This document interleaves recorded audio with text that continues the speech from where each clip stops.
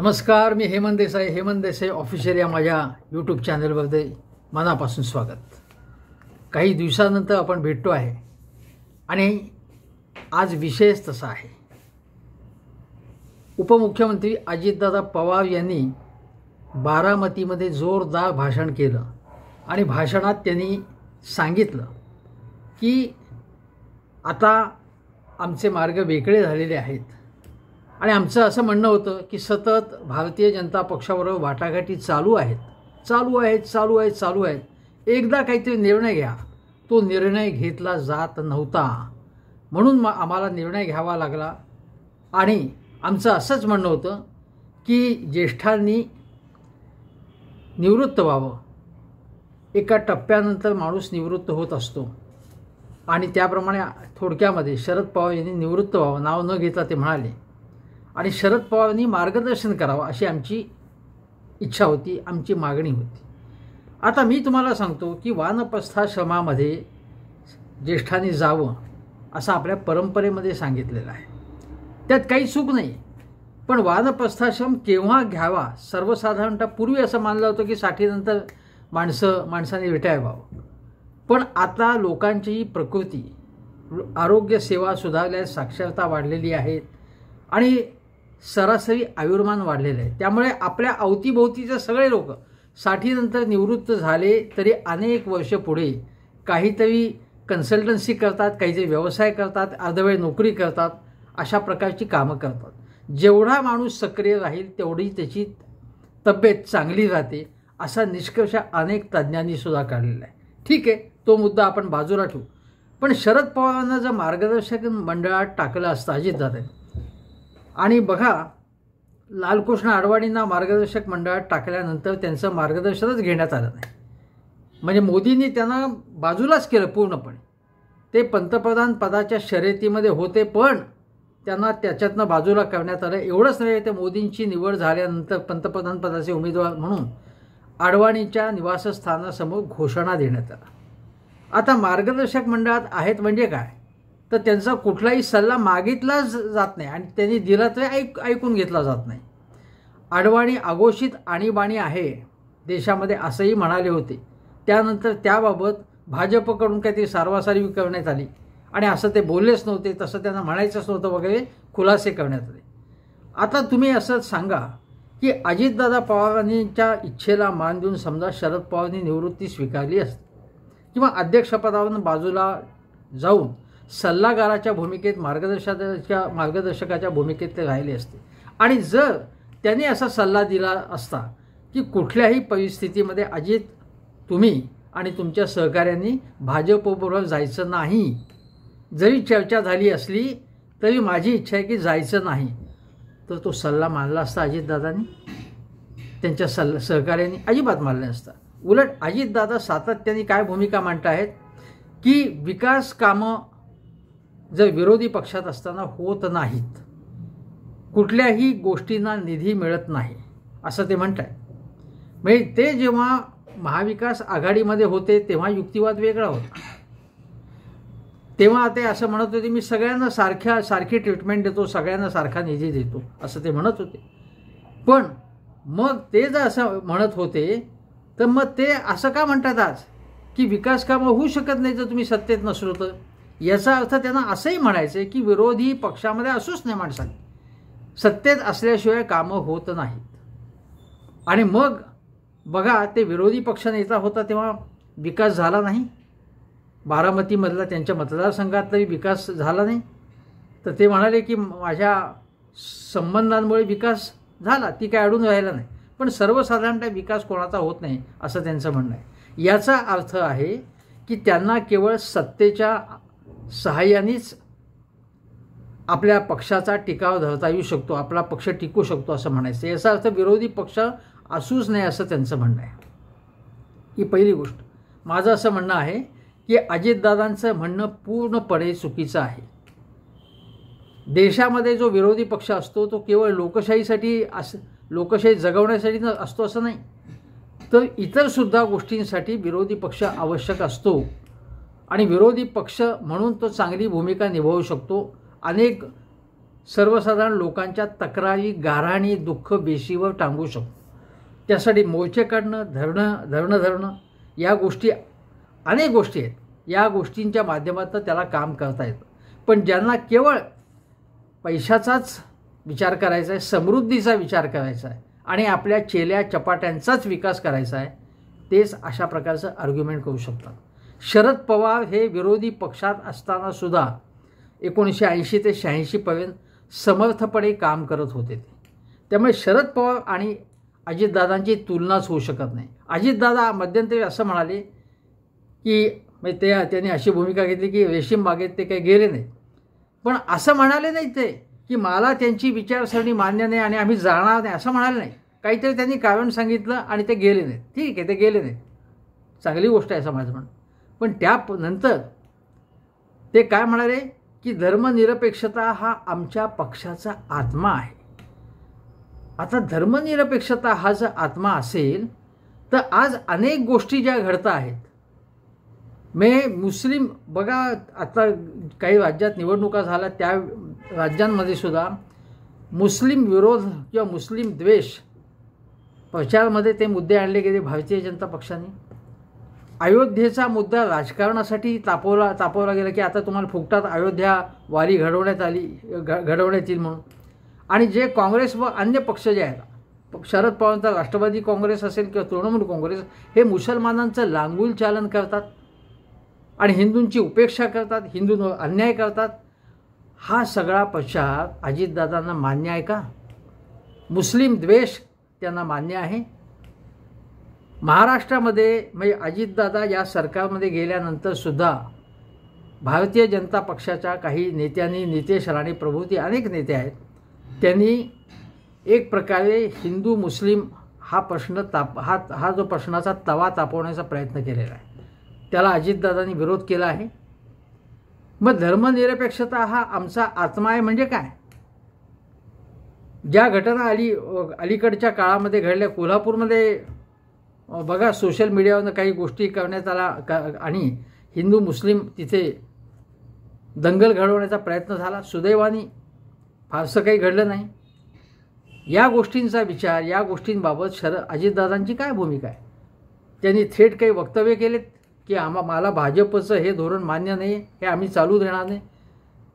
शरद पवारांनी असं कधी केलेलं नव्हतं. शरद पवारांनी सातत्याने भारतीय जनता पक्षाच्या आणि संघाच्या विरोधात भूमिका घेतलेली आहे आणि संघाची विचारसरणीला, मनुवादाला विरोध केला आहे सातत्याने. तेव्हा शरद पवारांशी तुलना अजितदादा तुम्ही करूच नका. त्यांचा जो आयडिओलॉजिकल पाया आहे तो कायम आहे. तो यशवंतराव चव्हाणांचा, शाहू फुले आंबेडकरचा वारसा आहे आणि केवळ बोलण्यातला वारसा नाही, कृतीमधून सुद्धा. मराठवाडा विद्यापीठ नामांतराची भूमिका कशासाठी घेतली होती? मुंबईमधल्या दंगली मिटवण्यासाठी शरद पवारांनी कसे प्रयत्न केले? बॉम्बस्फोटाच्या वेळी हिंदू मुस्लिम अशा प्रकारचं वातावरण, तणाव निर्माण होऊ नये म्हणून शरद पवारांनी काय काय केलं याचा जरा विचार करा. त्यामुळे शरद पवार यांची तुलना अजिबात होऊ शकत नाही. दुसरी गोष्ट अशी की शरद पवारांनी नाही का 1978 साली बंड केलं. मी अजितदादांना या गोष्टीचा विसर पडला असेल, पण मला विसर पडला नाही. इतके वर्ष शरद पवारांची साथ करताना 1978च्या शरद पवारांच्या बंडाचं ते समर्थन करत होते. ज्याप्रमाणे महाविकास आघाडी सरकारमध्ये उपमुख्यमंत्री असताना ते भारतीय जनता पक्षाने संपूर्ण लोकशाही, संविधान, सगळ्या तपास संस्थांची सगळी माती केली असं म्हणत होते आणि आता भाजपचं कौतुक करतात पूर्णपणे ते.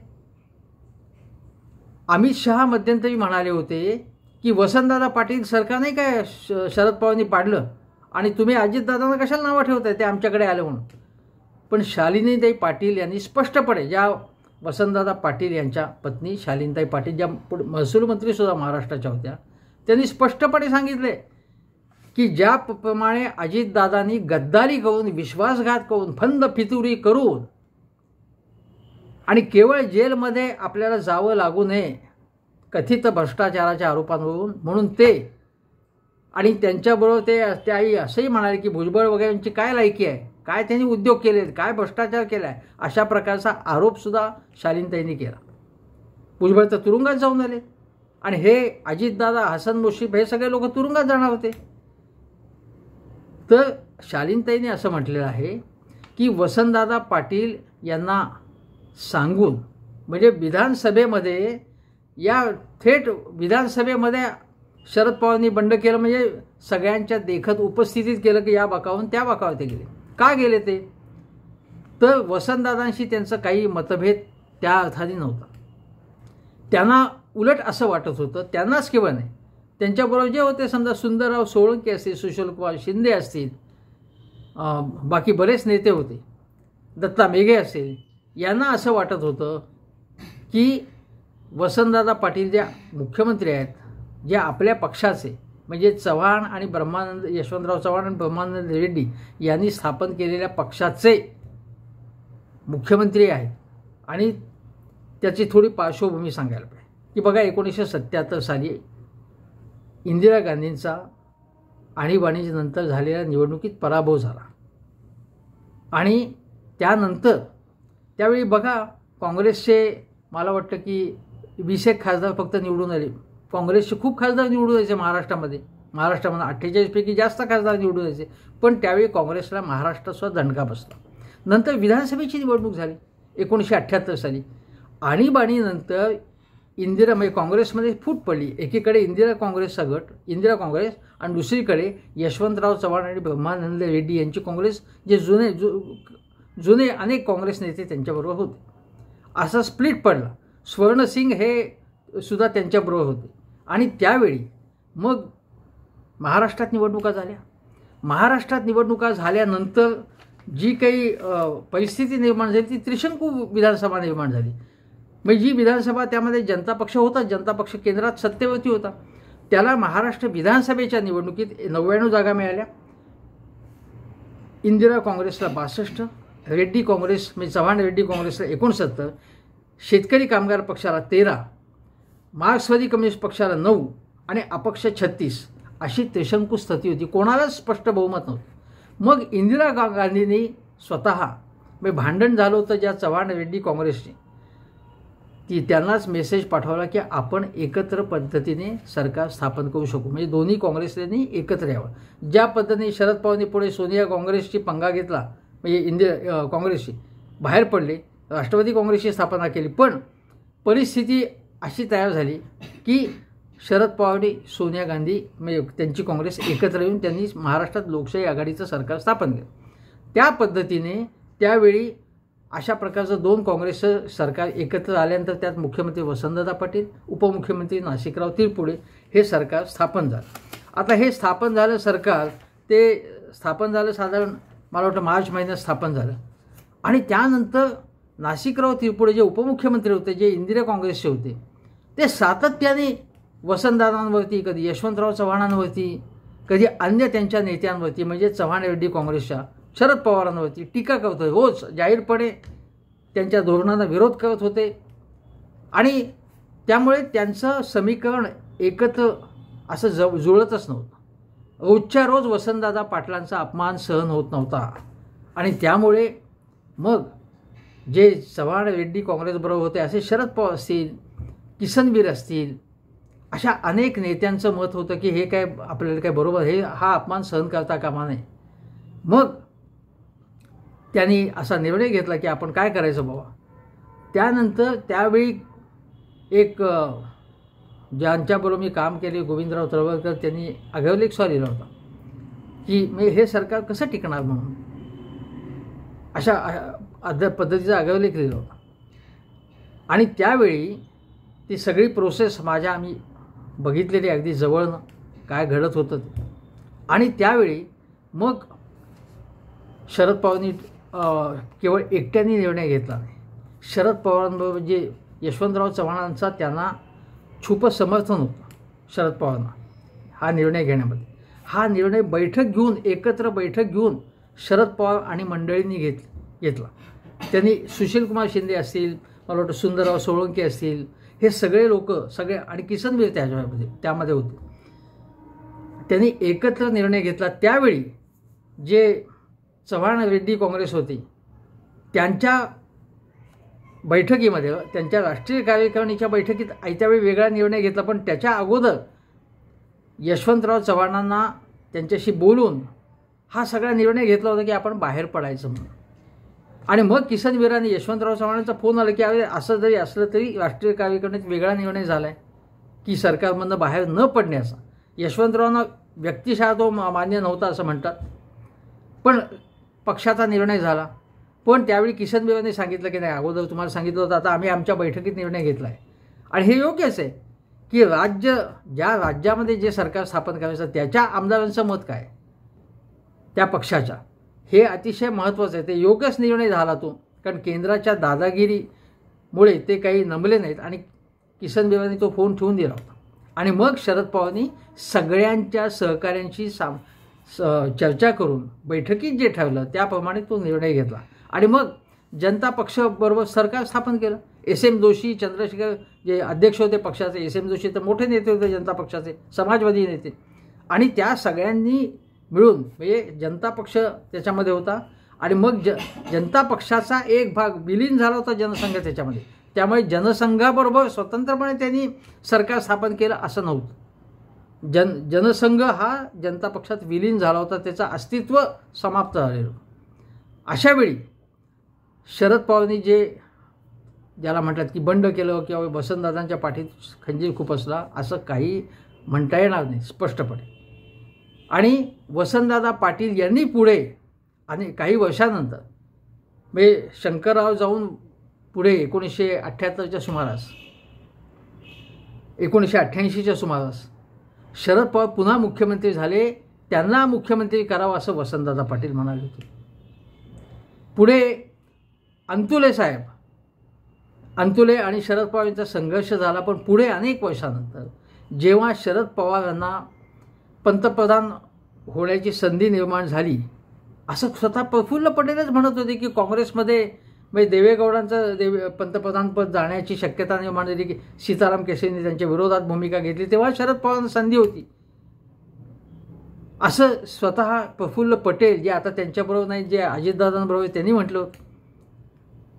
आणि तेव्हा शरद पवारांना संधी होती पंतप्रधान बनण्याची, हे स्वतः प्रफुल्ल पटेल यांनी म्हटलेलं आहे त्या ह्याच्यामध्ये. पण शरद पवारांनी ती अन्य अनेक गोष्टी विचारात घेऊन त्या पंतप्रधानपद काही त्या स्पर्धेमध्ये ते उतरले नाहीत. पण पुढे गुजरात पंतप्रधान झाले, हा भाग वेगळा.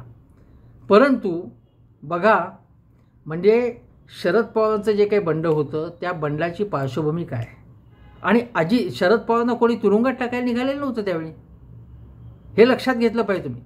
आणि त्यावेळी जे पंतप्रधानपद मी तुम्हाला सांगतोय की त्यांना मिळण्याची संधी होती असं प्रफुल्ल पटेल म्हटलं, त्यावेळी अंतुलेंचाही पाठिंबा होता त्यांना.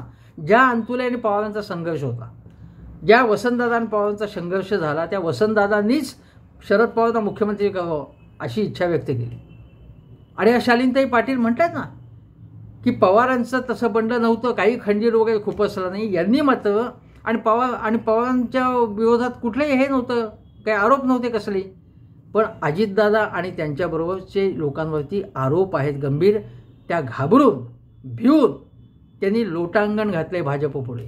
शरद पवारांनी अशा प्रकारे लोटांगण कधीही घातलं नाही. उलट वारंवार काँग्रेसमध्ये असताना दिल्लीश्वरांना आव्हान दिलं, लोटांगण घातलं नाही, स्वाभिमान दाखवला, आपला महाराष्ट्राचा स्वाभिमान त्यांनी दाखवला. मग हे पवारांच्या बाजूनी मी सगळं बोलतोय किंवा मी पवारांचा जय जयकार करतोय असं ज्यांना वाटायचं ते फॅक्ट सांगतोय तुम्हाला. ज्या शरद पवारांवरती माझ्यासारख्या अनेकांनी वारंवार लेख लिहिलेले, टीका केलीत, काही भूमिकांबाबत, धोरणांबाबत, त्यांच्या या गोष्टींबाबत त्यांचं मी कौतुक करतोय आणि कौतुक करेनच. पूर्वीही करत होतो, आत्ताही करतो.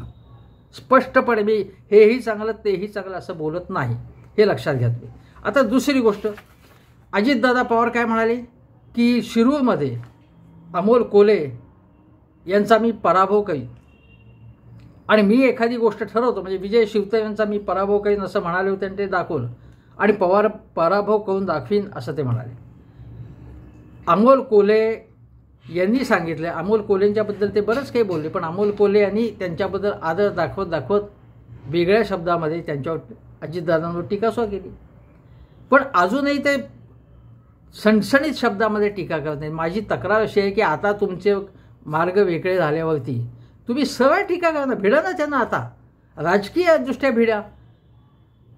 मग महाराष्ट्राची ही संस्कृती नाही. मी आम्ही व्यक्तिगत हल्ले चढवू नका, भूमिकेचे हल्ले चढवा ना अजितदादांवर.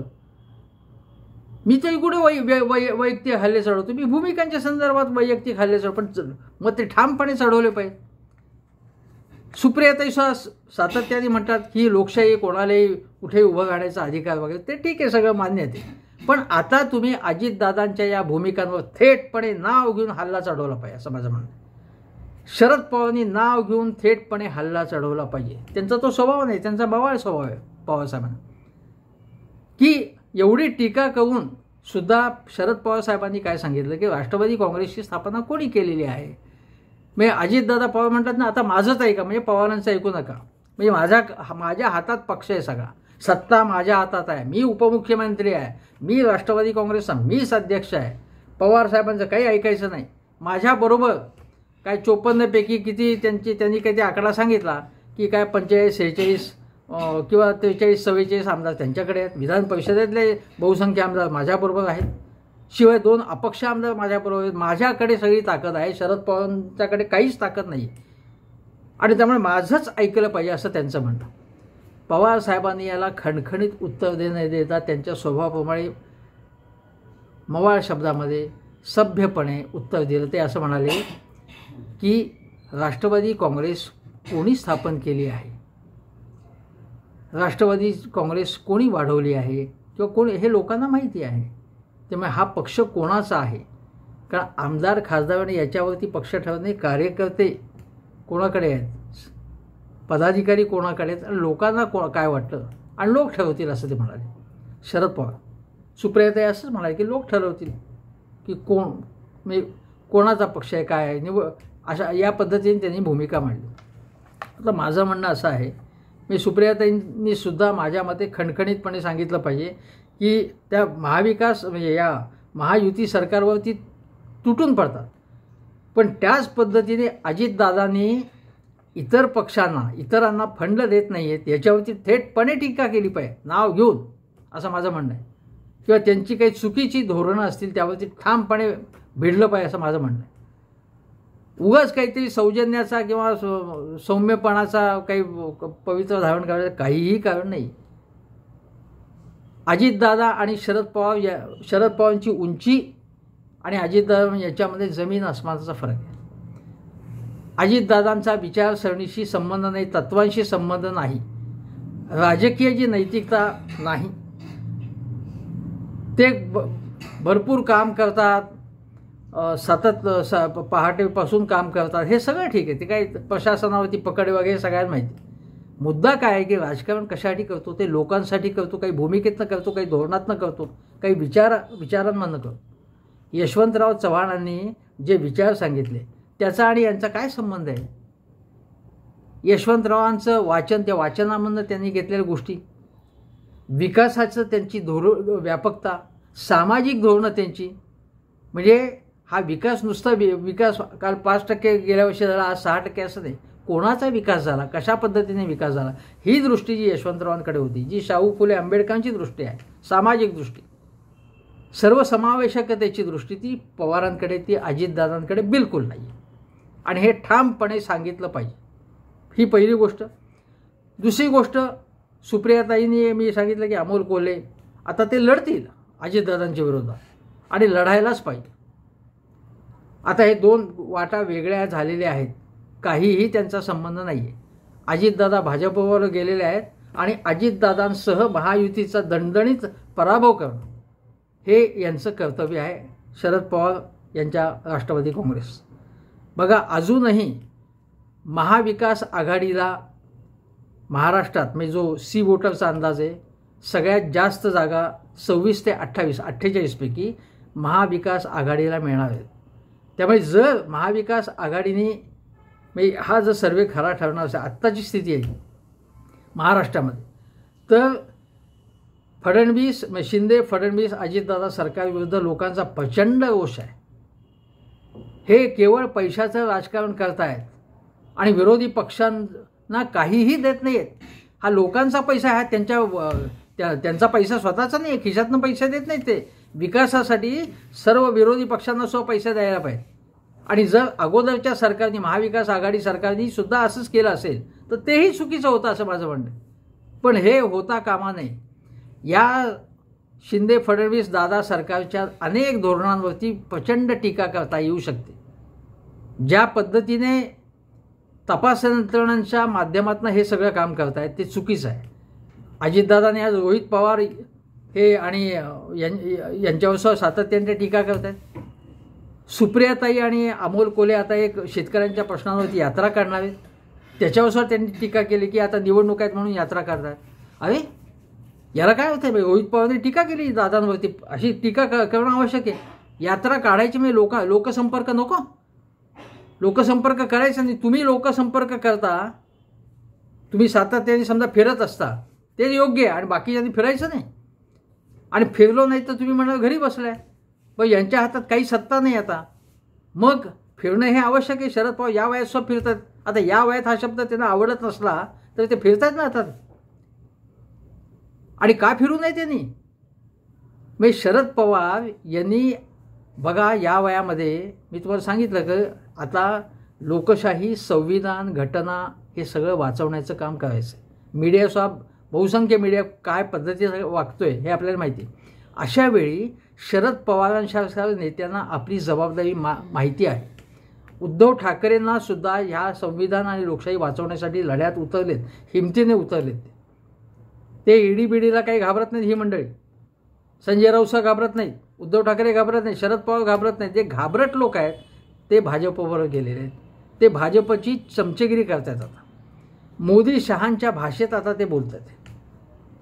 त्यामुळे शरद पवारांना अगदी 90% सुद्धा काम करण्याचा अधिकार कोण अडवणार आहे त्यांना?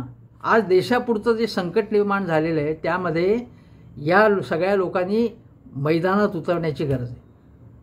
आणीबाणीच्या वेळी दुर्गाबाई भागवत उतरल्या होत्या लढ्यात, पु ल देशपांडे उतरले होते लढ्यात. त्यांचं काही वय कमी होतं का तेव्हा? तेव्हा या लढ्यात सगळ्यांना उतरण्याचा अधिकार हे अजितदादांनी ठामपणे लक्षात घेतलं पाहिजे. आणि जे अमित शहा आणि नरेंद्र मोदी यांच्या भाषेत आता दादा बोलायला लागलेले आहेत, काय याला अर्थ आहे? म्हणजे तुम्ही केवळ सत्तेसाठी तुमचा आत्मा विकताय, आत्मा गहाण ठेवताय. इतके वर्ष ज्या काकांनी तुमच्या सगळं, तुम्ही जे मोठे झालात, ज्यांचा हात धरून ते बोट झिडकावून त्यांनाच तुम्ही ढकलून देताय. त्यांना म्हटलंय की तुम्ही जा वानप्रस्थाश्रमात, कुठेही जा, इथे तडमडू नका, असंच तुम्हाला म्हणायचं एक प्रकारे. आता हा जो काही भाग आहे सगळा, हा माझ्या मते आहे तो पूर्णपणे माझ्या मते मराठी सिनेमामध्ये एखादा जमीनदार, सरंजामदार असतो, एखादा पाटील असतो, ज्या पद्धतीने तो वागतो, एक सत्तेचा एक माज असतो, त्याच्याला सत्तेचा मद असतो, त्याच्यापुढे सत्ता आणि संपत्तीपुढे त्याला काही दिसत नाही. अशा प्रकारचं वर्तन आज महाराष्ट्रात दिसतं आहे. आणि अशा वेळी जे या सगळ्या सत्ता, संपत्ती आणि मुजोरपणाच्या विरुद्ध उभे राहिलेले आहेत त्या लोकांचं, जे कोणी मोजके असतील, त्यांचं मला कौतुक वाटतं आहे. आणि म्हणून अजितदादा पवार यांनी अशा प्रकारे, मला असं दुर्दैवाने म्हणावं लागतं की ही जी काही हा जो उन्मत्तपणा आहे, जो त्यांच्या भाषेतनं दर्प जाणवतो, तो अतिशय दुर्दैवी आहे. आणि या मुजोरशाहीच्या विरोधात, या सत्तेचा जो दर्प आहे, सत्तेचा जो मद आहे, त्याच्या विरोधात जे उतरतील महाराष्ट्रात किंवा देशामध्ये, त्यांना माझा पाठिंबा आहे. कारण देशामध्ये ज्या प्रकारे व्यक्तिस्तोम आणि एकाधिकारशाही माजलेली आहे त्याच्या विरुद्ध उभं राहण्याची गरज आहे. अजितदादा सारख्यांनी ऐका हो ऐका, ऐका दाजीबा, ऐका दाजीबा, तुम्हाला गाणी माहिती आहे, ऐका दाजीबा, माझंच ऐका तुम्ही आणि इतरांचं ऐकू नका, हे जे म्हटलेलं आहे त्याला माझा आक्षेप आहे. लोकांनी आता लोकशाहीचा जो आवाज उमटतो ना, जो शरद पवार, उद्धव ठाकरे असतील, कोणाच्या माध्यमातून, ममता बॅनर्जी, त्या आवाजाला प्रतिसाद दिला पाहिजे. त्यामुळे या सत्ता आणि संपत्तीच्या या मुजोरशाही विरुद्ध, एकाधिकारशाही विरुद्ध उभं राहिलंच पाहिजे. एवढं मी आवाहन करतो. आणि हेमंत देसाई ऑफिशियल हा यूट्यूब चॅनल जरूर बघा. शेजारचं बेल आयकनचं बटन दाबा. सबस्क्राईबर व्हा माझ्या या चॅनलचे. आणि तुम्ही ज्या मोकळेपणाने व्यक्त होत आहे, प्रतिसाद देत आहे, त्याबद्दल मी तुमचा शतशः आभारी आहे. जरूर माझे व्हिडिओ शेअर करत जा. एवढं सांगतो आणि इथे सांगतो. नमस्कार.